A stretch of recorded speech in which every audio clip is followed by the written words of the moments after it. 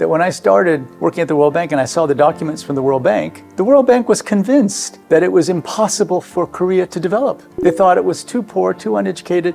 So Korea has overcome so many obstacles, has adopted, and now become this incredible country. There's so many things that we have to fix, but I don't know of a single country in the world that has fixed more problems, gotten past more difficulties than this country. I believe in you. You've done it before. We can do it again.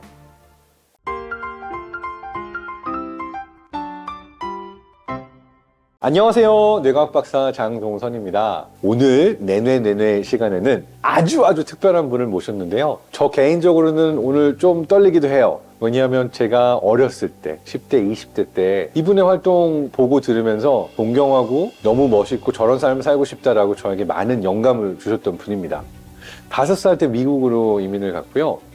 버락 오바마 대통령 때 세계은행 총재를 맡으시면서 최초의 경제인이 아닌 총재시기도 했고 또 동양인 최초로 다트머스 대학교의 총장님을 역임하시기도 했습니다. 김용 총재님 반갑습니다. Thank you.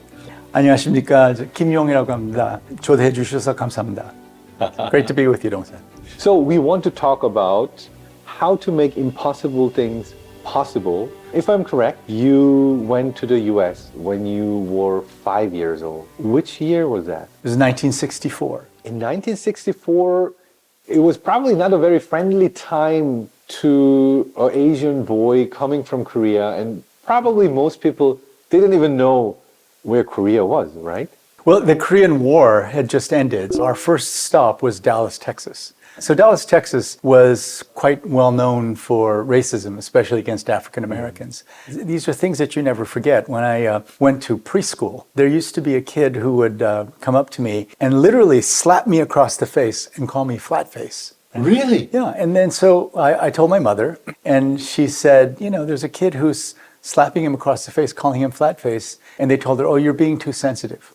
And also, I had an experience where I went into the apartment of a friend of mine who was my age. We were 5 or 6 at the time. And we were playing in his house, in his apartment. And his older brother came home and screamed and yelled at me to get out of the house. Why? Well, because I was Asian, because I looked different. My brother was 6 and a half, I was 5. We spoke fluent Korean.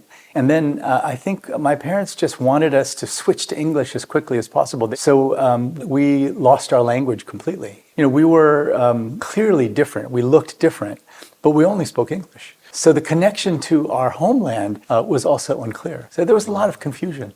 I know somehow the feeling when someone doesn't treat you as equal. It's very hurting. Yeah. They ask you, where are you from? And I say, I was born in Germany, Heidelberg. No, where are you from? Where are you really from? Right? Where are you really from? Yeah. They keep asking, you cannot be from here. You don't look like that. So where are you from? And they want to know that I'm different. I didn't feel different myself. It makes you sometimes very angry, very sad. Then anger grows, loneliness grows. Mm-hmm. I'm sure you had these feelings.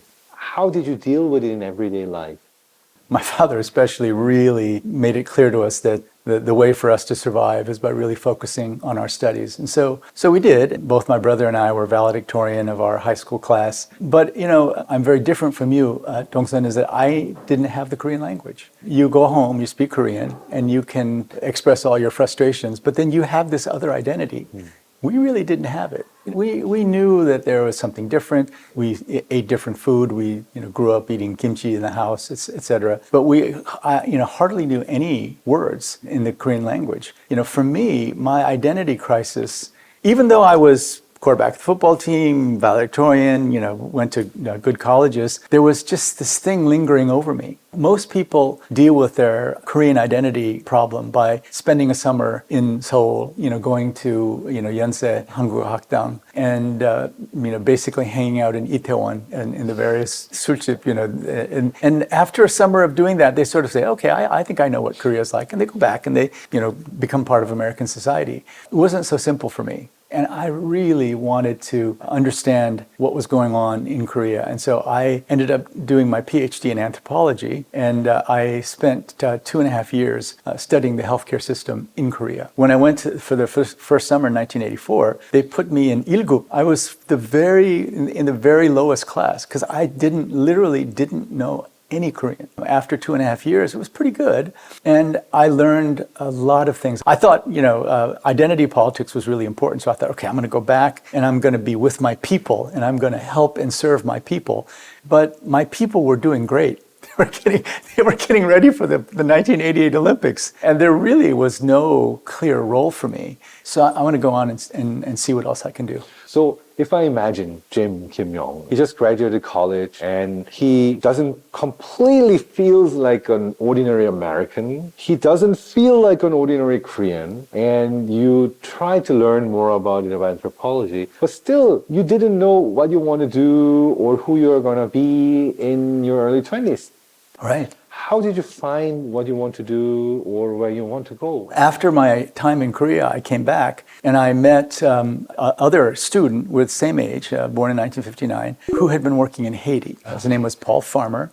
And he said, why don't you come with me to Haiti? It's the poorest country in the Western Hemisphere. And right now, today, it's probably the poorest country in the world because it's in just utter chaos. It's a failed state. And so I went with him to Haiti. He said, just listen carefully to what they call you. And so when I went there, they called me blanc. Blanc.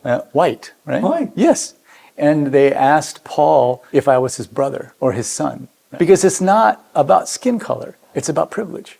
They recognized immediately that I was a person of privilege who flew in there on a plane. He said to me, what do you think about that? For all intents and purposes, you are as blanc as they come. Because you're a student at Harvard Medical School, you're living in a land of enormous resources and they're living in utter poverty. Even if Barack Obama goes there, he's blonde. Yeah. It taught me something about the difference between serving people who are living in poverty versus identity politics. That's when I think I really completely shed my obsession with identity politics. I thought, my identity now is of a person with extraordinary privilege. And so Paul asked me, Jim, what's the nature of our responsibility to the world? And so it's a question I've asked myself continuously.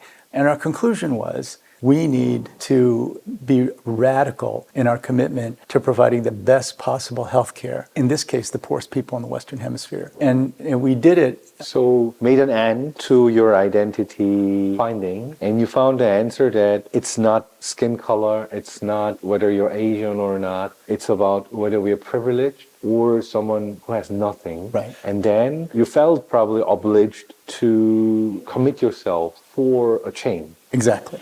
And was that when you founded Partners in Health? Yes. What was the mission or goal of Partners in Health when you founded it? Very straightforward. We said we are going to make a preferential option for the poor in healthcare. And so we built this little organization. We were in our late 20s. How many people were you? When we first started, there were 3 of us in the office. But from a medical doctor's point of view, although this mission is great, you have great goal, you have no money, you have no people, it seems impossible.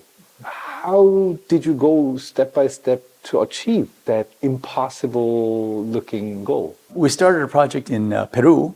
We discovered an outbreak of tuberculosis that had very high levels of drug resistance. And what we found was that these people with drug-resistant tuberculosis were getting treated with the same old drugs, and they were dying. And so we thought, well, then we should treat them with the drugs that will actually work for their tuberculosis. And what we discovered was just shocking to us. The National Tuberculosis Control Program, the Pan American Health Organization, and the World Health Organization said to us, you can't treat these people. I said, well, why not? We have to treat these people. They said, no. You cannot treat these people because it's too expensive, it's too difficult, impossible to treat this in developing countries. And that was their official policy. So the World Health Organization's policy for poor people in poor countries living with drug-resistant TB is they're going to die.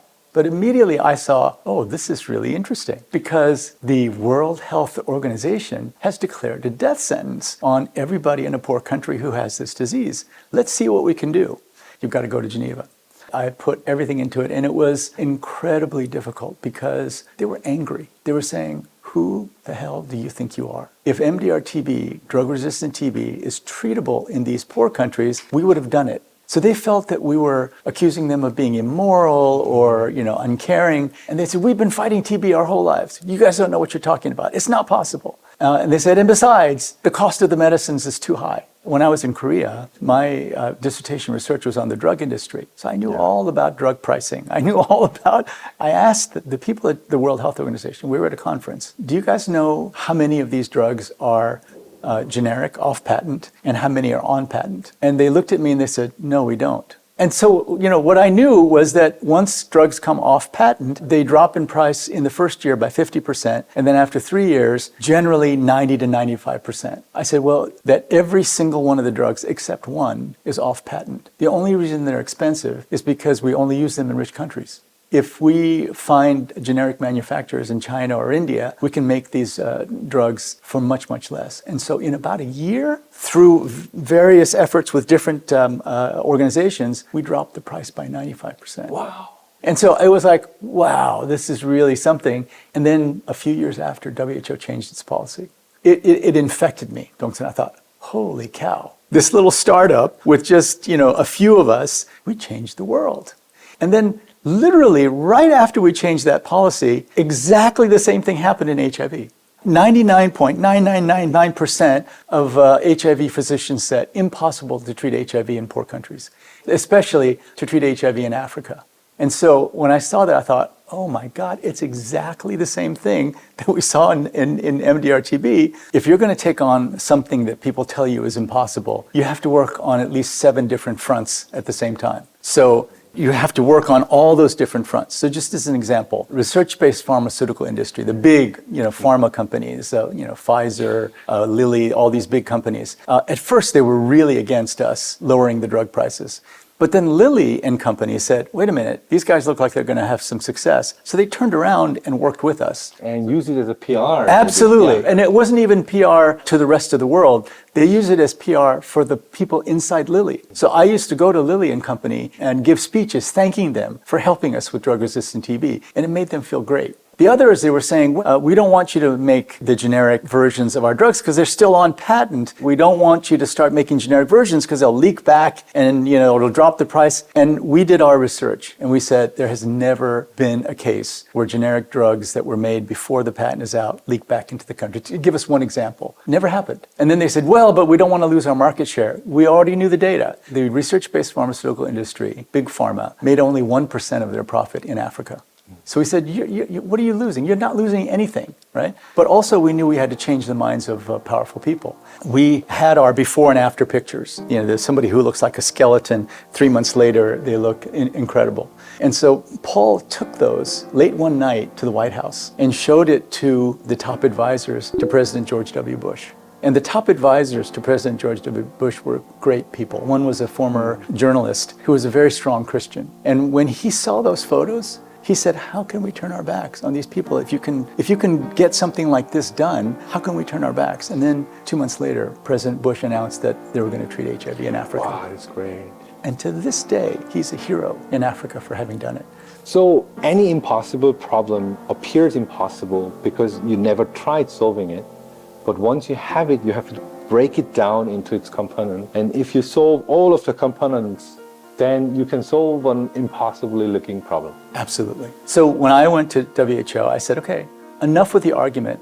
We're not going to argue about treating or not anymore. We're just going to set a target. It was the summer of 2003, and I said, let's set a target to get 3 million people in developing countries on treatment by the end of 2005. The world collectively lost its mind. Are you crazy? There were only about 100,000 people on treatment in developing countries, and almost all of them were in Brazil because they had a much more progressive policy in Brazil. And so we only got to 1 million by the end of 2005. People were going crazy. And today, over 20 million people in Africa are receiving HIV treatment because we got it started. I think what you did is what I call the job of a silent hero, because so many silent heroes did their work to change for the better. Let me recap the lessons out of it, and maybe you help me in that. The first step in making something impossible possible is the boldness and saying we can do it. So this optimism and drive is probably one of the things we need. Then what impresses me, and I think it's really, really true in any kind of matter, is doing research. So working on the basis of science, research, and data Absolutely. and statistics, so no one can doubt. So I think that's very important to do the research. Then, as you said, you need the right partners. It could be also someone at the WHO or an organization, government. Activists, like ACT UP. Activists. Yeah. Would you add something? You said something about optimism. Many times, the young people who came to work for Partners in Health, they would ask me this: how can you be optimistic? Look at all the things that are in your way. We would bring some of these young people to these meetings where the most famous, leaders in the world of tuberculosis or HIV were screaming at us. They would look at them and go, oh my God, Paul and Jim, we love them, but they're not the most famous people in this field. And these people are screaming at them. In the face of all that, how can you remain so optimistic? And so I used to tell people, when you're working with very, very poor people, optimism is not the result of analysis. Optimism is a moral choice. And you go into a situation where you're dealing with poor people and you're cynical and negative and pessimistic, that will be the outcome. You can be sure that that will be the outcome. But if you go in and you're optimistic and positive and you believe in the cause, then at least you have a chance of making it work. There are times that we took on projects that didn't work out. We didn't look at that and say, oh my gosh, how stupid, you were so wrong. We said, okay, well, there was a chance. It didn't work out, but at least there was a chance. And you would try again. And absolutely you'll go again, right? So optimism is a moral choice. So after serving at WHO for AIDS, and your next step was that you went to Dartmouth University and became the first Asian American president there. I remember when you became president, you were dancing on a music video.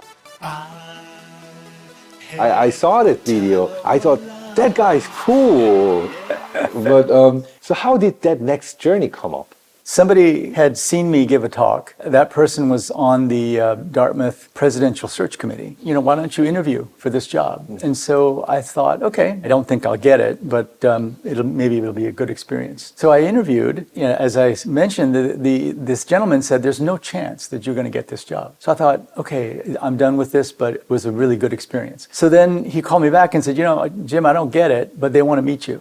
So I had about 3 weeks, and I read everything I could find on Dartmouth. One of my mentors taught me is that if somebody asks you to do an important job, you should read and really prepare yourself. They may decide that they don't want you, or you may decide you don't want the job, but you're doing them a service by preparing yourself for the interview. So I read and I read and I read and I read about one president who used to work in the State Department, Foreign Affairs Department of the United States for Franklin Delano Roosevelt in the 1930s. And in his very first speech as president of Dartmouth, he said to the students, and again, I've memorized it because it's just so powerful, the world's troubles are your troubles. But because the worst troubles of the world come from the hearts of men, there's nothing wrong with the world that better human beings cannot fix. I went through this long interview with the search committee, then left them with that quote. So I said, I've never been focused on being something, being president, being this, being that. I've always focused on doing things. And so I'd never thought of myself as someone who would be the president of a university. But if this is what you want me to do, if you want me to nurture the better human beings that can solve the problems of the world, I think I can do that. So they literally had tears coming down their eyes and said, okay, we'll give you the job. Being the first Asian American president at a very conservative Ivy League school, that is something. But I think the bigger surprise, and I think for many people in the world, it was a really big surprise, was that you were announced under the Obama legislation as the World Bank president. Good morning, everybody. Despite its name, the World Bank is more than just a bank. It's one of the most powerful tools we have to reduce poverty and raise standards of living in some of the poorest countries on the planet. I believe that nobody is more qualified to carry out that mission than Dr. Jim Kim. I'm nominating Dr. Jim Kim to be the next president of the World Bank. How did that happen? I received a phone call from then, he was the Secretary of the Treasury, a guy named Timothy Geithner. I thought he was calling me to give me the name of the kid of a friend who wanted to go to Dartmouth. That's the only reason why powerful people would call me is that, hey, I've got a friend who's got a kid and he's applying to Dartmouth. Can you take a look at his application? That's what I thought. But he said, hey, how would you like to be president of the World Bank? Come and see the president. So the next day, literally the next day, I flew down to see President Obama.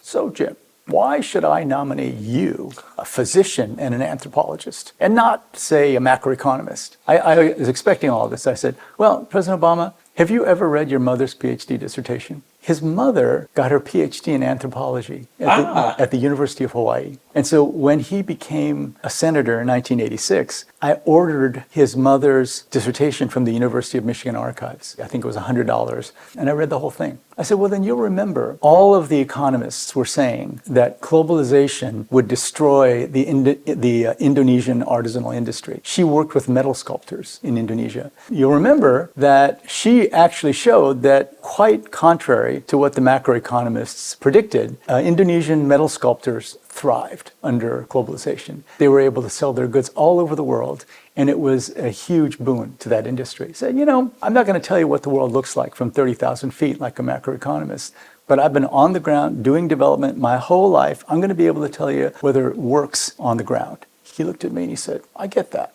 I went home. They called me and said, hey, you're the guy. We've got you. Later, my wife and I were invited to dinner in the residence, right? And so we were sitting around drinking martinis. One of them asked me, so how'd you get your job? And I told this story, right? And President Obama said, yeah, that was one of the best tricks to get a job I've ever seen. Read the president's mother's thesis. But he knew that thesis had not been published. So he knew that I would have had to have gotten it well ahead of time, because there's no way in one day that I can get the thesis and read it. That's how we sort of became friends and still play golf to this day. He took a chance in nominating me, but I don't know that any other president would ever have looked at a person like me to take that job. So what were your priority or other impossible tasks you want to tackle? Well, the World Bank is this incredibly well-established institution. The way that the World Bank works, if the rich countries put more capital directly into your accounts, if all of the members of the World Bank put in a total of $1 billion, we can loan $1 billion a year with that collateral every year in perpetuity. Take that money and then you pass it on to the countries. A country like Nigeria is going to have a very difficult time raising money just on its own in the capital markets. They would be able to do it, but for only short periods of time at high interest rates. We give it to them over 30 years at extremely low interest rates. So it's a brilliant concept. So I focused on very specific things. The turn to climate change was one, human capital was another, and then actually just increasing the resources of the bank. Those are the main things that I was able to do. And now I think the next impossible thing you try to tackle on is here in Korea, right? I really looked into mental health, and I had no idea that the mental health system everywhere in the world, including the United States, is just completely broken. I was just shocked at how broken it was. For example, there's no triage system. So in every other field, if you have an issue, if you have a problem with your teeth, you need them straightened, you go to the orthodontist. You have a gum problem, you go to the periodontist. There's a triage system that gets you to the right place. There are so many new treatments in mental health, but people just aren't getting access to them. But then came here, and I was even more shocked, the problems with mental health in Korea. I think fairly clear it's the worst situation of all OECD countries for mental health. Highest suicide rate, highest rates of depression, lowest rates of treatment for depression, incredibly high loneliness statistics. Why are we not taking this problem seriously? I don't know what the solution is. And of course, not having grown up here, I don't think it's my place to try to come up with solutions. But I think what we need to do is convince people in Korea that solving this problem has to be at the top of the list of things that we've got to do here together as a society. I 1000% agree. In Korea, I think that there have been so many great successes. Very kind of you to say that I made the impossible possible, but you have to remember that when I started working at the World Bank and I saw the documents from the World Bank was convinced that it was impossible for Korea to develop. They thought it was too poor, too uneducated. This was their absolute conviction. And at that time, people were writing sort of stories about, Korea's no way they're going to develop because they're too Confucian. They said that there's not enough Western influence in Korea. They don't have capitalist values. They're never going to be able to develop. Too Confucian. Confucian fundamentalism, they said. The country that's really going to develop quickly because they have Catholicism is the Philippines. This was the scholarship at the time.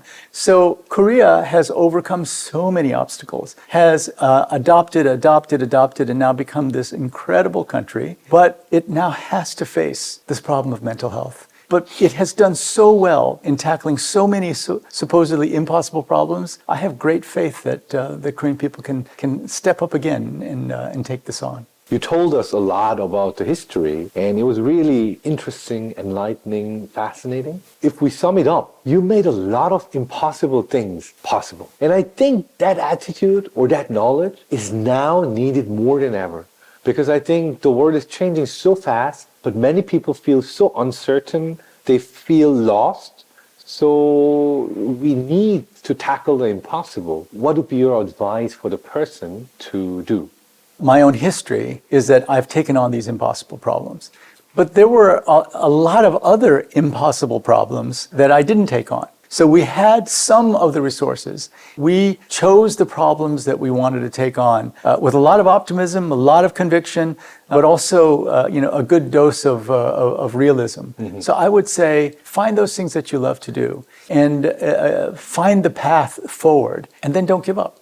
Keep at it, keep at it. You've got to look for all the different ways that you might be able to solve a problem that others have not seen. And that just takes work. People say you are just lucky. I mean, that's what they say very often, right? But my answer would be luck comes to those who try.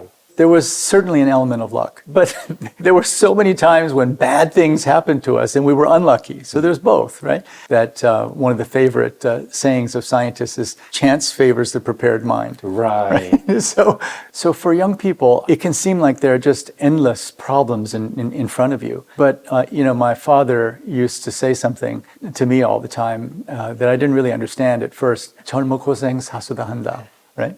And so 젊은 고생 that I went through, right, was so important in preparing me to take on these other problems. Right? So don't be afraid of the kind of hardships that you have to face early on in your struggle, but just understand that it's helping you build your muscles. Thanks a lot, Jim. I mean, I really loved our conversation. To our curious brains, do you have any final words you want to tell them? 여러분, 특히 우리 젊은 사람들 힘내세요. 하면 된다 is one of my favorite sayings of all. I want you to think a little bit about the story of my life that I told you. Where we were in 1959 in this country when I was born. It was thought to be a disaster, a basket case, hopeless country. And now look at where we are. We have things that we have to take care of. We have to look at mental health. We have to look at what life is like for young students who, sometimes are in despair. We have to be more compassionate with people who may have suffering who may be suffering from mental illness, and especially the families of survivors of suicide. There's so many things that we have to fix, but I don't know of a single country in the world that has fixed more problems, gotten past more difficulties than this country. I believe in you, and you as young people have to take the lead. I'll be here. I will stand by you, bringing evidence, bringing other experts, doing whatever I can to help. But the solutions have to come from all of you. I believe in you. You've done it before. We can do it again.